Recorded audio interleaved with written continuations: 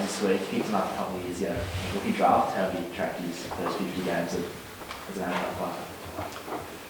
Look, I think it's been a really good story so far, but it just feels so early. It's not probably it's not going to be the most important time in his career, I think, when we look back on it. But I was just told before he's actually played 43 games straight, so he's well and truly entrenched himself as a consistent AFL player, and he's one of the stories that I think we've enjoyed as a football club. The player that didn't necessarily come through the traditional channels. He was a rookie who hadn't really played that much footy, but came into our program and prospered.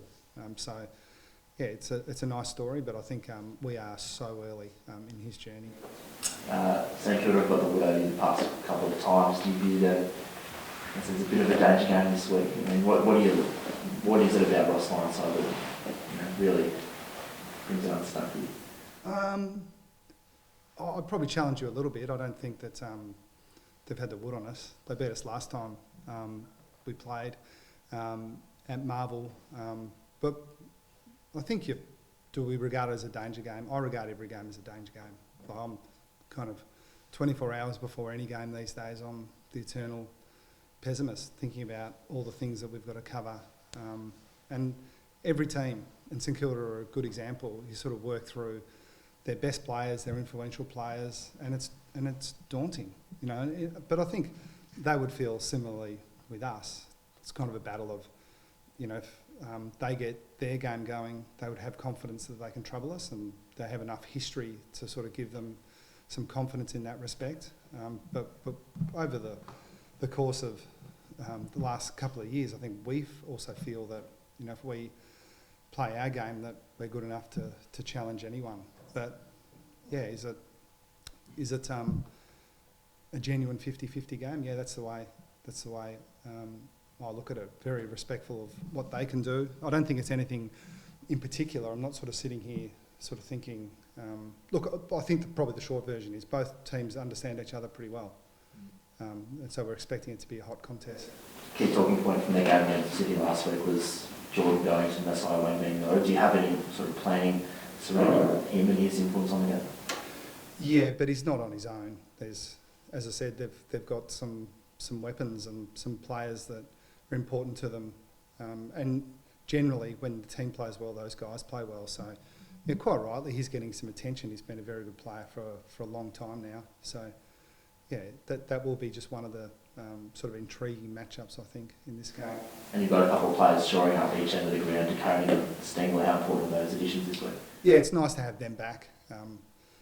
We're really optimistic that they're ready to play well. Obviously, Takoning's missed a bit longer, but nice to get him back into the team. We think he's an important piece for us structurally. And Stengel, he's only missed a couple. He's been pretty consistent in his time here with us, but again, is an important piece. And I think, for us to be playing well, it's likely that we need, him to have an influence on the game. Chris, what are you chasing over the next, other than 6 wins would be ideal, but what are you chasing over the next 6 weeks to build into September? No, just get the next bit right. I think it's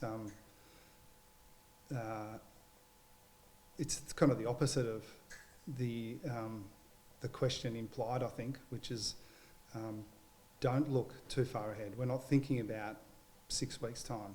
We're aware that we're in a battle with a really high-quality group of teams who are all in contention, and so we want to get our game going really well, but it's just play as well as we can in the next game. So there's some macro planning that the coaches do, but it's all, to be honest, it's all pretty simple. It's not overly sophisticated stuff. We're trying to do what the other 9 or 10 or 11 teams who are in contention are trying to do, I suspect, which is get your game in as good a shape as possible, and then hopefully go into the latter part of the year confident that that game's going to be good enough. We're not in a position where we wouldn't anyway, I don't think, but we're certainly not in a position where we can think too far ahead and try to manipulate things.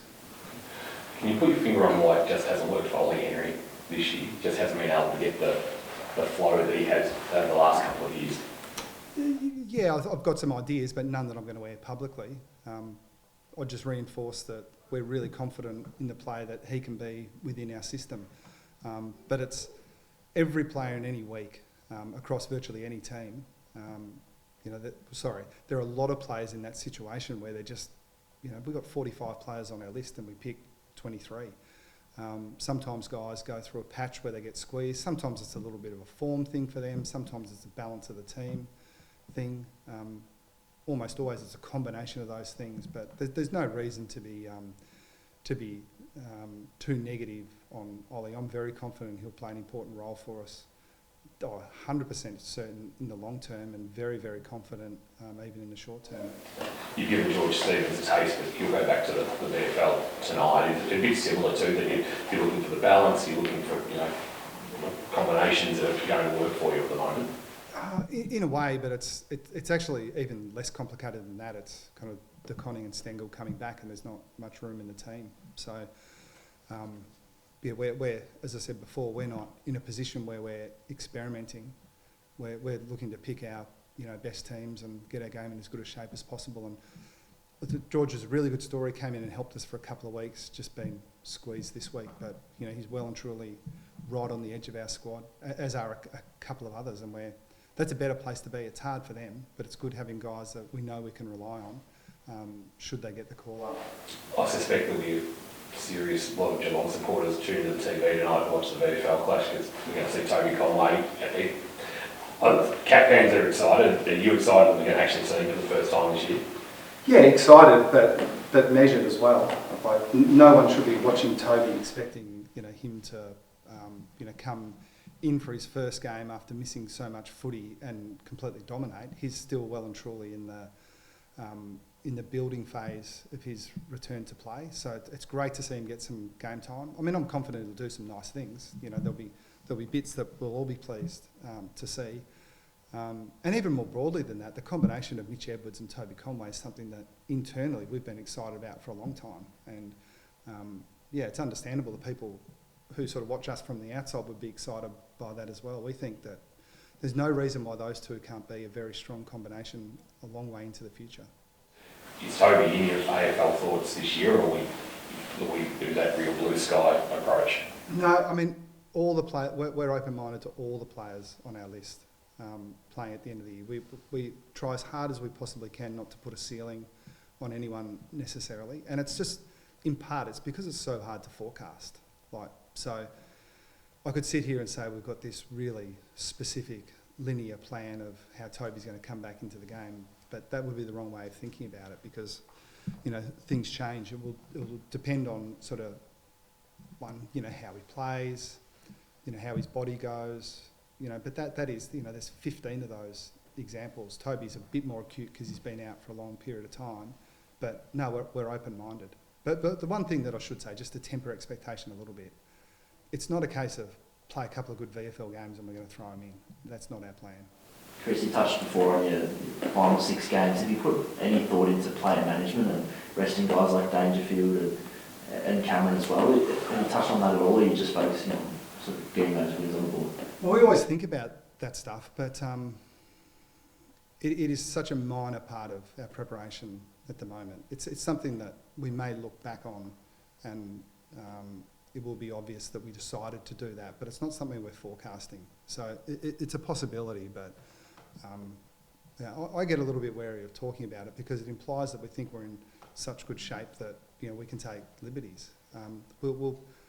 It's very likely we're going to pick the best team we can, and sometimes for us, the best team in that week does have a little bit. There is some thought that goes into what we might look like the following weeks, but it's not as if we've got 15 games to go. We're in the pointy end of the season. I think even last week's an example. Like Jeremy Cameron had a little bit of a jarred hip and was a bit restricted, but he's come up and he's trained really well, so he would play. Pat was a little bit sore as well, but come up well and he's playing. So we're not in that mode at all. And look, I'll make the statement. If we lose a game in the next few weeks, it won't be because we took it too easily. It'll be because we're beaten by a better team on the day. We know we need to throw everything we can at every game to get our game up and going. Jeff Walsh starts at the AFL officially next week. Chris, I suspect he'll be making phone calls and stuff like that. And without going into what you might discuss with him, you're looking forward to having some conversations with him about the game and where it's at, or is that something you wait till season done? Well, I think like Jeff Walsh and Greg Swan in there at the AFL deserve the chance to actually get their feet under the desk and take the appropriate sort of time to consult and have those conversations. So yeah, I'm looking forward to those. I wouldn't like to preempt the sort of things we're going to talk about, and they're probably in a bit of the phase that we're in. Like it's a pointy end of the season. Like there's not much that can be done, to alter the game. It's probably just making sure what they've put in place is actually followed through on, and then it is a bit of a race, to be honest. Like I think the AFL have done a good job of listening to clubs when it comes to getting ahead of the changes as quickly as possible. So changes that are consequential to list management or on-field stuff in February or March make life hard work. And I think I said a few weeks ago with the umpire contact stuff, if you see a problem and you need to intervene, then absolutely they should do it. But it should be a rarity. Again, that there are some things that I think will shift in the game, but I don't think any of them are so critical that they need to jump in and fix it first day on the job.